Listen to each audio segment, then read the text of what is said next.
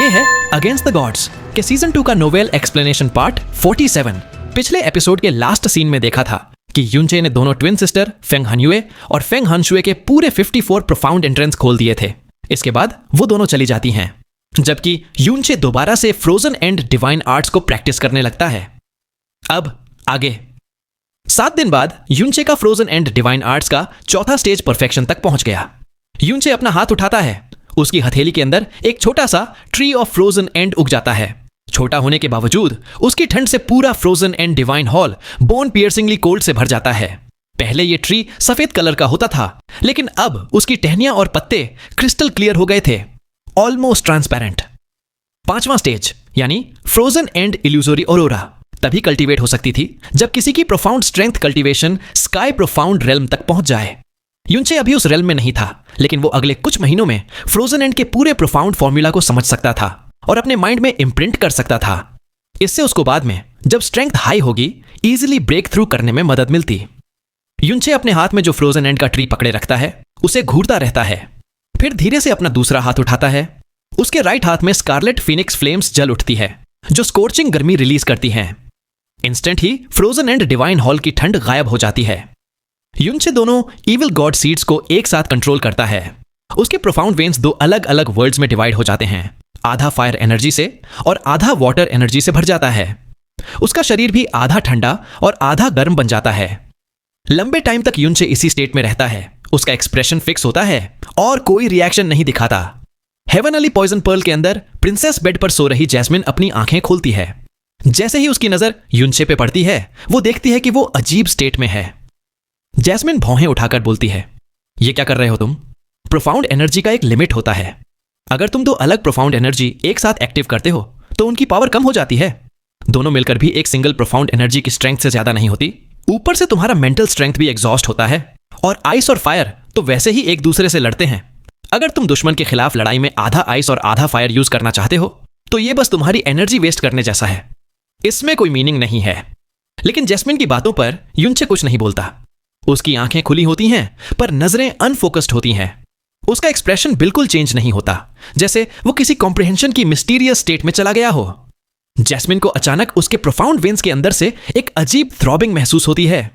वो अपनी spiritual energy से स्कैन करती है और शॉक हो जाती है।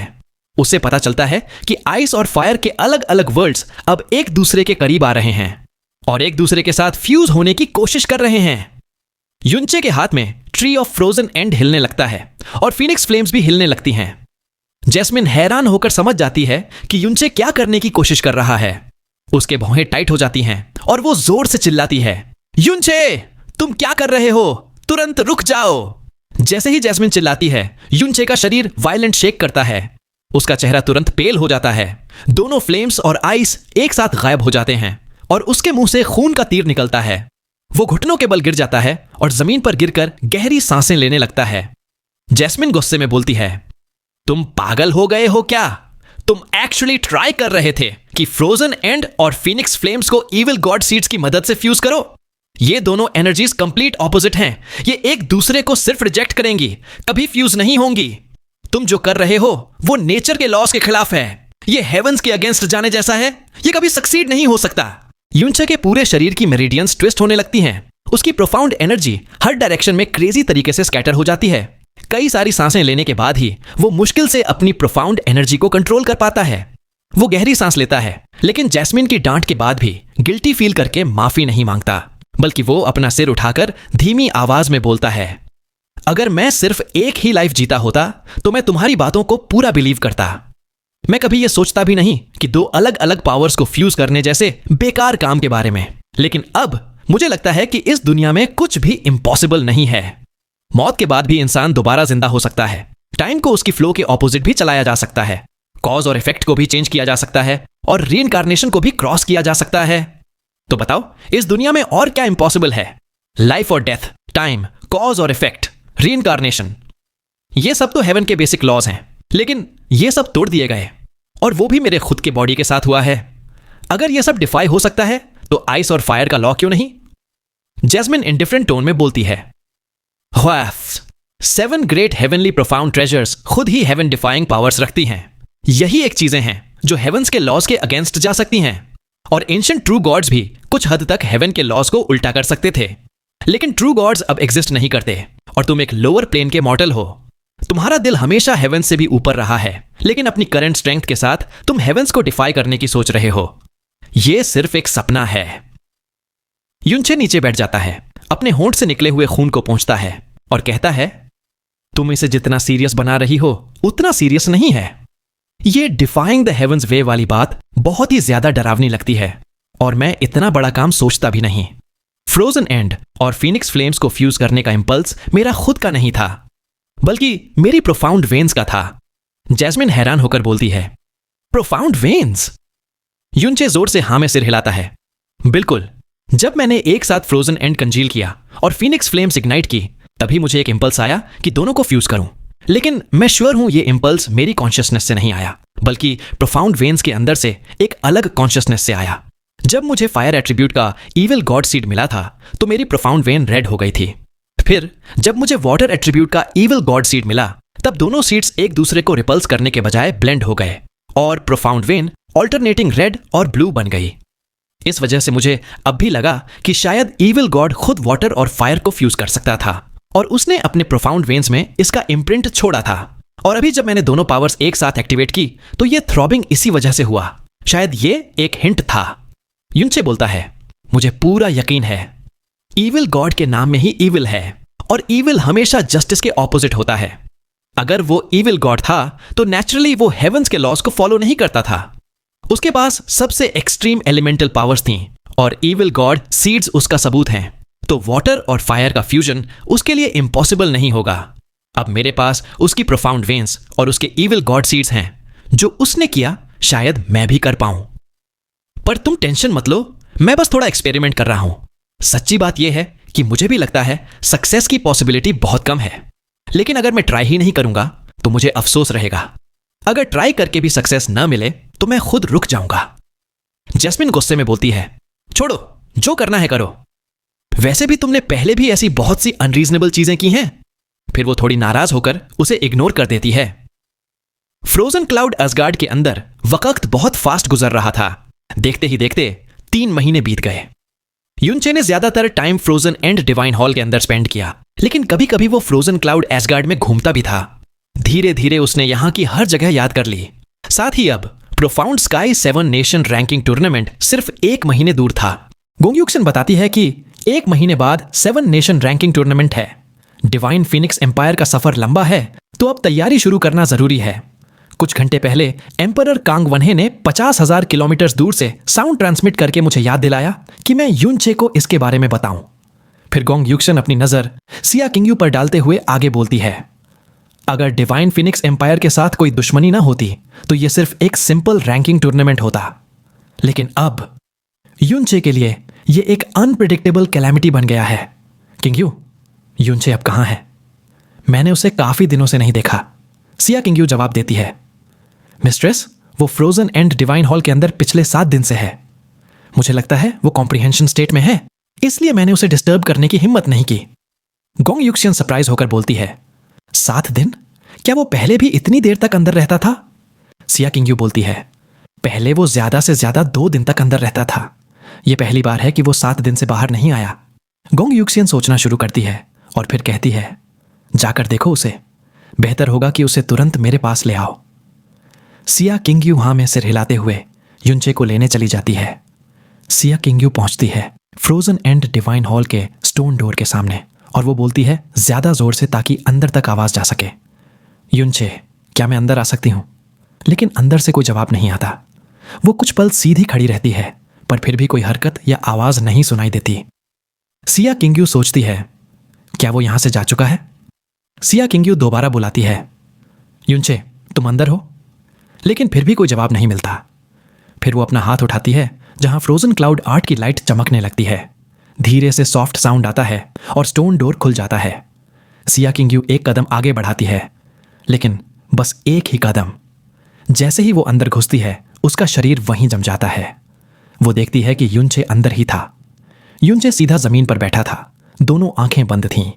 उसके दोनों हाथ खुले हुए थे और दोनों हथेलियां ऊपर की तरफ थीं।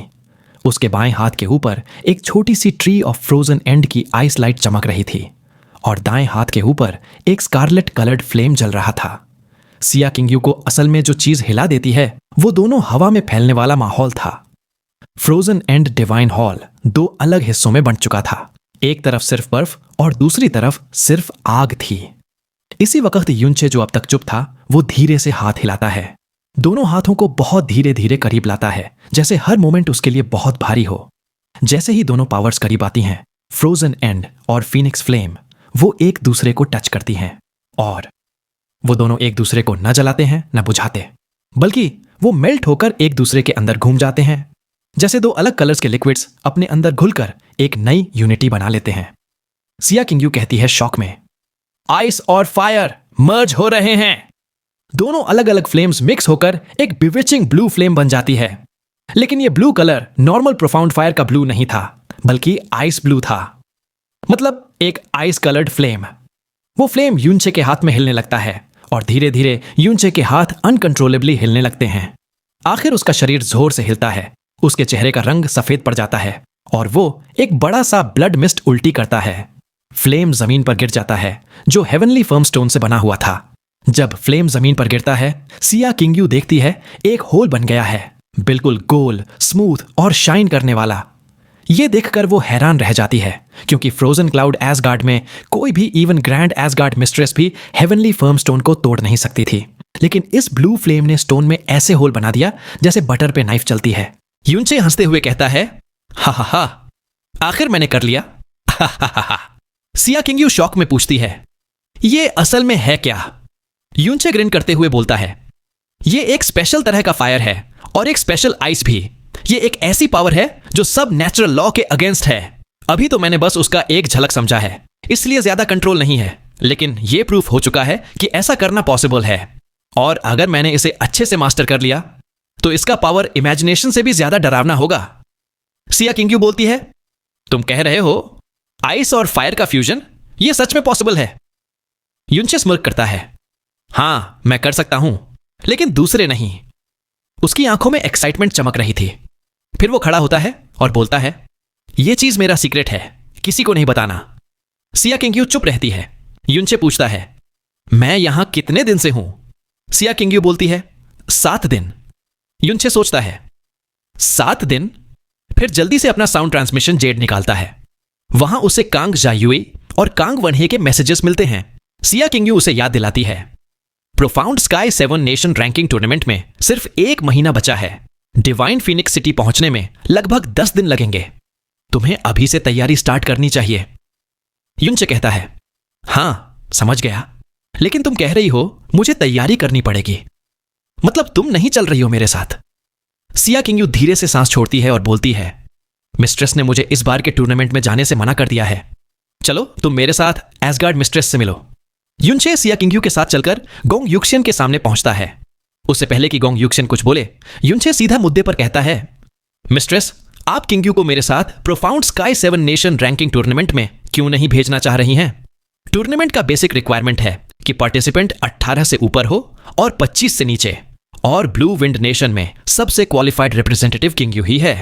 गोंग युक्शियन शांत चेहरे के साथ बोलती है, यह मेरा फैसला नहीं है, यह ग्रैंड एसगार्ड मिस्ट्रेस का फैसला है।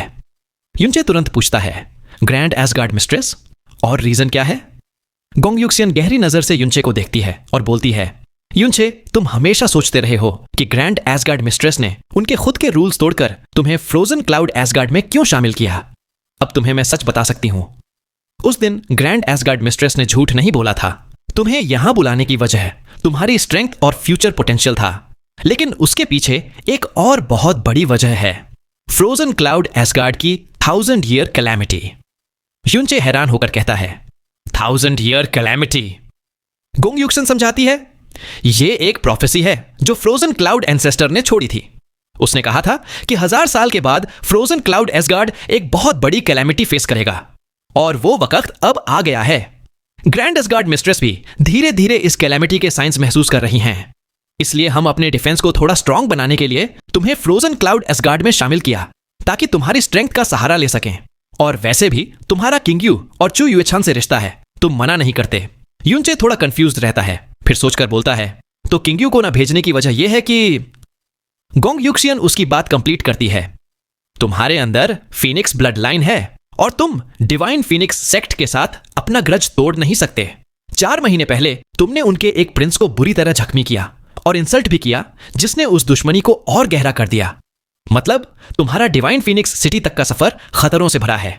अगर तुम्हारे साथ किंग यू गई और तुम किसी बड़े डेंजर में फंसे तो वो तुम्हारी बीवी होने के नाते तुम्हें बचाने की कोशिश करेगी और उसके अपने अस्तित्व को खतरा होगा।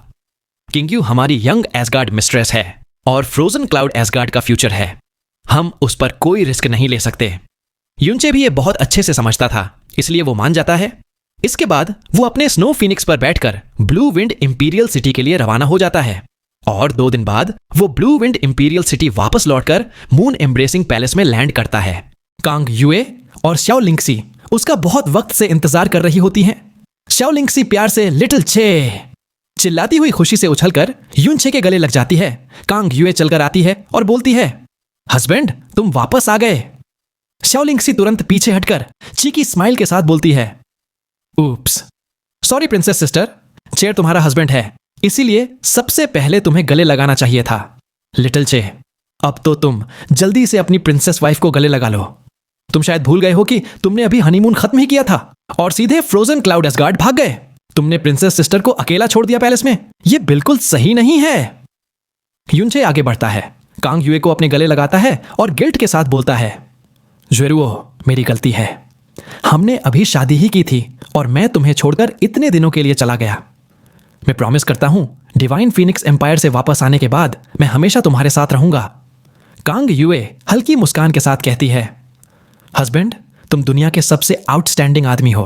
तुम्हें कभी यह नहीं कहना चाहिए कि तुम गलत हो। तुमसे शादी करना मेरी जिंदगी की सबसे बड़ी खुशी और किस्मत है। तुम फ्यूचर में जरूर और ज्यादा ऊंची जगह तक जाओगे। मैं तुम्हारे लिए कभी बोझ नहीं बनना चाहूंगी। तुमने अभी जो कुछ कहा वो मेरे लिए काफी है। इन बातों को सुनकर युनचे के दिल में गर्मी सी फैल जाती है और वो उसे और टाइट गले लगता है। ये सब देखकर श्याओ लिंगसी के दिल में अजीब सी खट्टी मीठी फीलिंग आती है। उसका दिल भारी हो जाता है। वो तुरंत अपना चेहरा इधर उधर घुमाकर उन्हें देखना बंद कर देती है, लेकिन उसके होंठ और नाक लाल पड़ जाते हैं और उसके छोटे हाथ उसके कपड़ों का कोना बार बार पकड़कर घुमाने लगते हैं।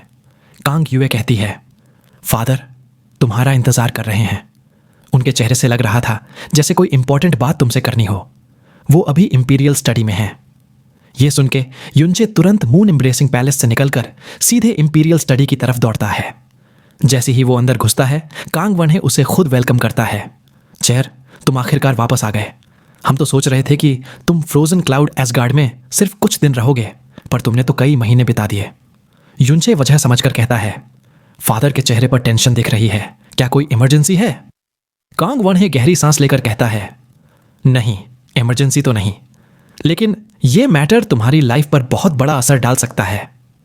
1 महीने पहले हमने 7 नेशन रैंकिंग टूर्नामेंट की प्रिपरेशन के लिए ब्लू विंड नेशन के बड़े सेक्ट्स को लेटर्स भेजे थे ताकि हमारे टैलेंटेड यंग जनरेशन को सिलेक्ट करें।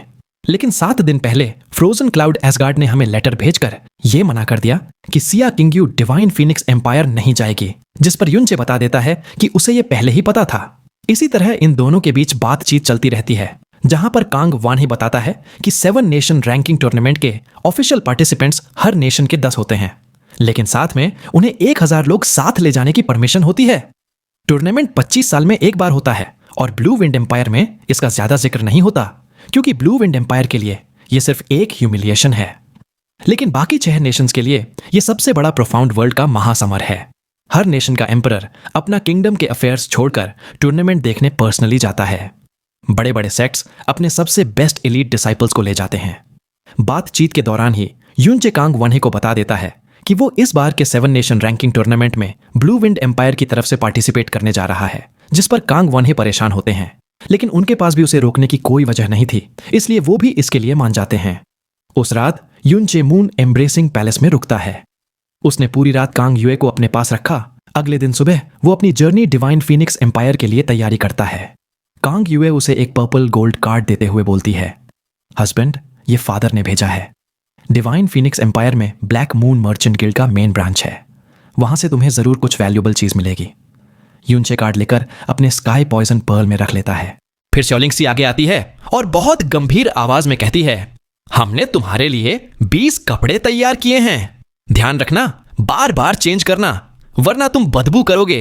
तुम खाना मत भूलना। ये मील्स मैं और प्रिंसेस सिस्टर ने मिलकर बनाए हैं। तुम्हें सब फिनिश करने हैं जब तक वापस आओ। तुम किसी डेंजरस चीज में मत पड़ना। तुम किसी से कैजुअली लड़ाई मत करना। टूर्नामेंट खत्म होते ही सीधे वापस आना। तुम साउंड ट्रांसमिशन जेड कभी बंद मत करना। रोज एक बार हमें मैसेज भेजना। प्रिंसेस सिस्टर ने बताया था ब्लैक मून मर्चेंट गिल्ड में 10,000 माइल साउंड ट्रांसमिशन टैलिस्मैन मिलता है, वो भी खरीद लेना। और सबसे इंपॉर्टेंट बात, तुम फ्लर्ट मत करना। अगर कोई और लड़की को लेकर आए तो मैं और प्रिंसेस सिस्टर तुमसे बात तक नहीं करेंगे। युनचे मुस्कान के साथ सिर हिलाते हुए बोलता है, ठीक है, हाँ, सब प्रॉमिस करता हूं। जब दोनों लड़कियां अपनी इंस्ट्रक्शंस कंप्लीट कर देती हैं, युनचे स्नो फीनिक्स को बुलाता है और पलटकर कहता है, ज़्वेरुओ लिटिल आंट, तुम दोनों से प्रॉमिस करता हूं 2 महीने के अंदर चाहे जो भी हो मैं सेफ वापस आऊंगा। मैं जा रहा हूं। वो हंसते हुए हाथ हिलाता है और स्नो फीनिक्स की तरफ बढ़ता है। कांग यूए और शाओलिंगसी की आंखों में चिंता थी, लेकिन दोनों चुप रहीं, क्योंकि चाहे जितना भी रोकें युनचे को आखिरकार जाना ही था। फिर हवा की तेज आवाज के साथ स्नो फीनिक्स आसमान में उड़ जाता है। जल्द ही युनचे और स्नो फीनिक्स दोनों आसमान में सफेद डॉट बन जाते हैं और फिर गायब हो जाते हैं। वीडियो को लाइक करके, चैनल को सब्सक्राइब करके हमारी छोटी सी फैमिली का हिस्सा बन जाइए। अगर ऐसे ही और वीडियोस देखनी है तो हम मिलेंगे आप सभी से नेक्स्ट वीडियो में। तब तक के लिए हम आपसे विदा लेते हैं।